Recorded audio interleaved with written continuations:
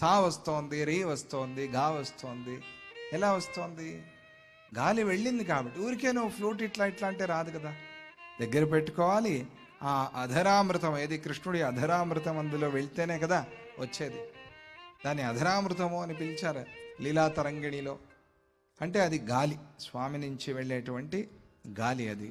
ఆ గాలి వెళ్ళినప్పుడు మనం అక్కడ వాయిస్తూ ఉన్నప్పుడు ఇది మారుస్తాం, ఈ వేళ్ళు మారుస్తూ ఉంటాం. మార్చినప్పుడు శబ్దం వస్తుంది, అవునా కాదా? దానికి ఎవరు కారణము? వాయువు. వాయువు లేకపోతే శబ్దం వచ్చేది కాదు. అభేదం వ్యాపినో వాయోహో. అదే నువ్వు ఊరికే బయట ఇట్లా ఇట్లా అంటే వస్తుందా శబ్దం? లేదు. బయట ఇలా అంటే శబ్దం రాదు కదా. వేణువు కావాలి, దానికి వేణువు పెట్టుకోవాలి. వేణువు ఊరికే పెట్టుకుని అంటే కూడా రాదు. వేణువులో గాలి వదలాలి, గాలి వదిలి అప్పుడు ఊరికే గాలి వదిలితే కూడా శబ్దం వస్తుంది. ఊరికే గాలి వదిలితే ఏం శబ్దం వస్తుంది చూడండి, పట్టుకోకుండా. ఏ రంధ్రం వచ్చిందా? శబ్దం వచ్చింది కదా. ఏది వస్తుంది శబ్దం? గాంధారం. గాంధారంలో ఉంది కాబట్టి గాంధారం వస్తుంది. దాన్ని గాంధారాన్ని సెట్ చేశారు కాబట్టి గా అని వస్తుంది. దాంట్లో శబ్దం వచ్చింది, కానీ గాలి. ఆ గాలి వల్ల ఆ అన్ని రంధ్రాల్లో బయటకు వచ్చినప్పుడు గా వచ్చింది. ఇంకొక ఫ్లూట్లో ఇంకొక శబ్దం వస్తుంది. అది ఎలా వాళ్ళు ట్యూన్ చేశారో దాన్ని బట్టి. మొత్తానికి బయట ఉండే ఆ గాలి ఏమైనా శబ్దం చేసిందా నీకు? ఏమైనా శబ్దం వినిపించిందా? వినిపించలా. అది ఎక్కడైనా తగిలింది, ఒక వెదురు, ఆ వెదురు తోట ఉంది, లేకపోతే ఆ వెదురు అడవి ఉంది. అడవిలో వెదురుల మధ్యలో వస్తోంది గాలి, ఊ. అక్కడ కూడా మళ్ళీ ఏదో వినిపిస్తుంది మనకి. అది షడ్జమో గాంధారమో ఏదో మొత్తానికి వినిపిస్తుంది శబ్దం. అంటే ఏదైనా ఒక వస్తువు తగిలినప్పుడు ఆ శబ్దం వస్తోంది. సహజంగా గాలి గాలిలాగానే ఉంటుంది.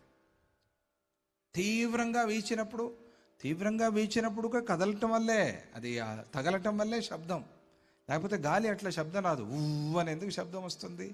తీవ్రత పెరిగింది కాబట్టి. తీవ్రత పెరిగి అక్కడక్కడ తగులుతోంది కొన్నిటికి వస్తువులకి, కాబట్టి శబ్దం వస్తుంది. లేకపోతే గాలి శబ్దం చేయదు, సహజంగానే ఉంటుంది. సహజమైన గాలి. అభేద వ్యాపిన, అది అభేదంగా ఉంది. అంటే ఎక్కడా కూడా భేద దృష్టి లేదు గాలికి. ఏమండి వీడికి డబ్బు లేదు, నేను గాలి సప్లై లేదు అంటుందా? అనదు. వీడికి బాగా డబ్బులున్నా ఎక్కువ గాలి పెట్టేద్దామని అంటుందా? అనదు. అభేద వ్యాపిన వాయో. అందుకనే నమస్తే వాయో అనేది. ఫ్లూట్ వాయించే వాళ్ళందరూ కూడా నమస్తే వాయో అనుకోవాలి. ప్రాణాయామం చేసే వాళ్ళందరూ కూడా నమస్తే వాయో అనుకోవాలి. అయ్యో వాయుదేవా నువ్వు సరిగ్గా వస్తేనే కదా, మధ్యలో ష్ అని వచ్చేసింది అనుకో, అది శబ్దం రాదు, అది వేరే ఈలలాగా అయిపోతుంది. ఆ వాయువు రావాలి. అందుకనే ప్రాణాయామం కోసం మీరు ఫ్లూట్ వాయించండి, ప్రాణాయామం అవుతుంది అని దత్తాజీ చెప్తున్నారా లేదా? మీకు ప్రాణాయామ పుణ్యం ఇవ్వటం కోసమే అది. మీరేదో పెద్ద కచేరీలు ఇస్తారని కాదు కదా. మనం అందరము ప్రాణాయామం చేయాలి అని మనకి సూచన.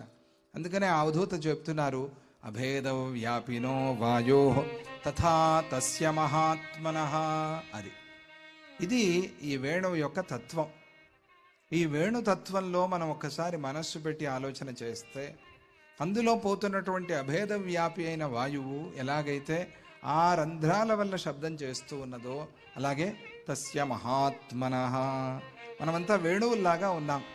అందుకనే నన్నొక వేణువు చేసుకోవయా నీ చేతిలో అని ఆయన కీర్తించారు. క్షేత్రయ్య లాంటి వాళ్ళు ఆయన అదే గానం. మువ్వ గోపాలుడు అని క్షేత్రయ్య.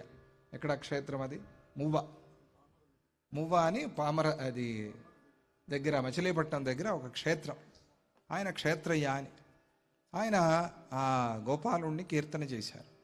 మేమందరము నీ చేతుల్లో వేణువులు అయిపోవాలి. మహాత్ములందరూ అలాగే కీర్తన చేశారు. అంటే నువ్వు వాయించినట్టుగా మేము మోగాలి. అది మాకు ఇష్టం వచ్చినట్టు మేమేదో మోగటం కాదు. నీకేది ఇష్టం ఉందో అది. ఇప్పుడు వేణువు ఉన్నటువంటి కచేరీ మొదలుపెట్టింది అనుకోండి, మన సంబంధమే లేకుండా ఇంట్లో ఏదో దానికి కావాల్సిన రాగం ఒకటి, భైరవి రాగం మొదలు పెడితే వేణువు ఉన్నట్టుండి మనకి ఎట్లా ఉంటుంది? అది అలా కాకూడదు. అలాగే మనం ఇష్టం వచ్చింది మాట్లాడితే తానై తాను మోగిన పిల్లన గోవిలాగా, అదే భగవత్ సంకల్పముతో, గురు సంకల్పంతో మాట్లాడితే, ఏదైనా పని చేస్తే అది ఆ స్వామి వాయించినప్పుడు మోగిన పిల్లన గోవిలాగా ఏదవుతారు?